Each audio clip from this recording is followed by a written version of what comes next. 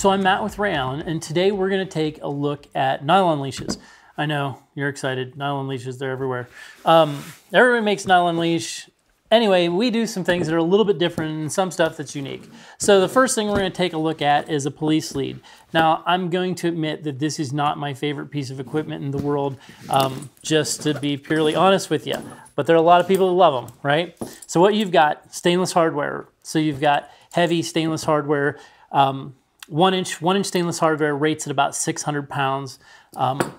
US made nylon, stitched in Colorado. When you look at it, you'll look at most of the stitching is heavier. Most people stitch with like what's called a 69 weight thread. And as you go through here, there's two layers on this, and they're stitched together with 69 weight thread. But all these box stitches here, which are heavier, are actually stitched with a 139 thread. So the actual thread that holds the actual snap on the end and these D-rings in place is actually substantially heavier than what you're going to find in most places. This is a pretty heavy, nicely built leash. 2 layers of nylon, so it's, you know, 1 layer goes clear through this whole thing all the way and back. One piece of nylon webbing, right? It's 1 inch wide.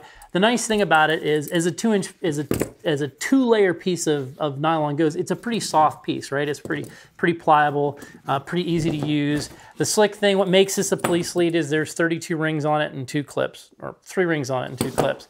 So the slick thing about it is you can turn this end into a handle, and you can clip this end of the dog. You can turn it into a waist leash by putting this around you, you know, like this, like that, so you can wear it and you can have fluffy clip to you.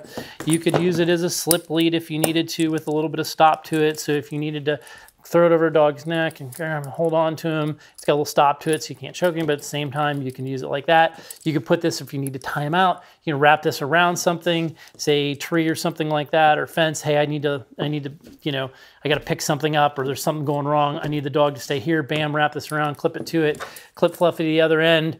Okay, so it does all kinds of fun stuff. Lots and lots of tricks, which is why this has been a staple in a lot of departments and for a lot of people over the years. The one thing you do have to watch is because there are a lot of rings in it, and the rings are big enough to catch you, right? So you can actually catch yourself in these things. You need to watch that you get used to this thing, and the guys who use them all the time love them and they work great.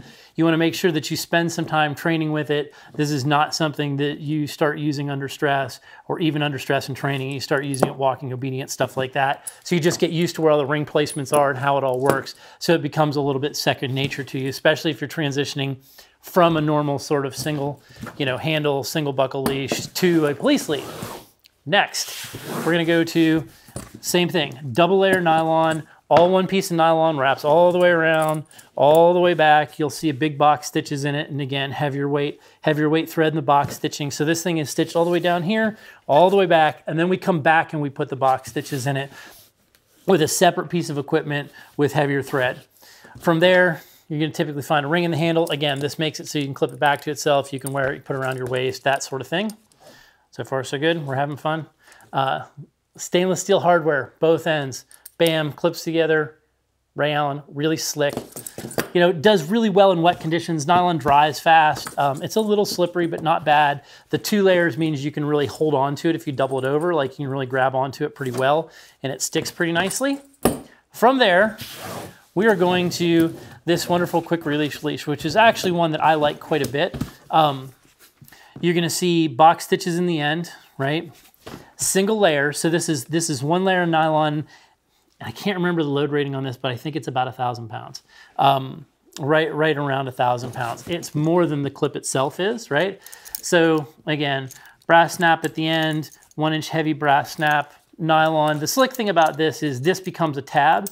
So if I separate this, I now have a tab on the dog. If I want to let him go, I've got a handle, I can grab it, use it just like I would any kind of, you know, any kind of training tab. This can kind of ride along with him. I put it back together. Oops, I put it back together, and I've got a Cobra buckle, right? So I don't have any strength issues within the Cobra buckle, and then I go back into my sort of normal leash.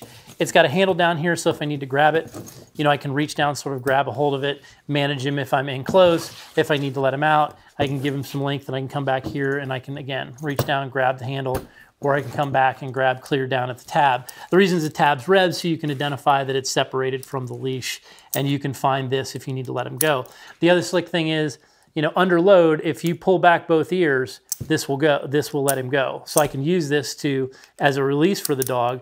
And at the same time, if I just hit one ear, it doesn't work, right? So I can bump this, I can hit this thing and under load, it won't let go. I've got to be able to grab both ends at the same time, and then I can let him go, which is kind of what makes the Cobra buckle kind of slick in this application, in that, again, you can identify the tab at the end. If I want to reach down, hold on to him, but I need to let him go quickly, or I need to separate the leash, I just grab it, pull, and Fluffy's on his way to do his job.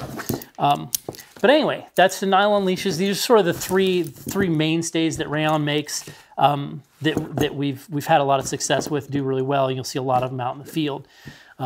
This has been Matt with Rayon. You can find this stuff at rayon.com. We make a crap load of leashes, and I mean a crap load. I don't even know how many. They're everywhere. There's leashes on top of leashes on top of leashes.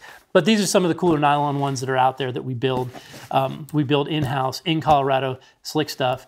You can find us Facebook, YouTube, all those ticks and talks and all that happy stuff, I think. Anyway, I'm Matt with Rayon. Thanks for taking the time to check this out, and we will see you next time.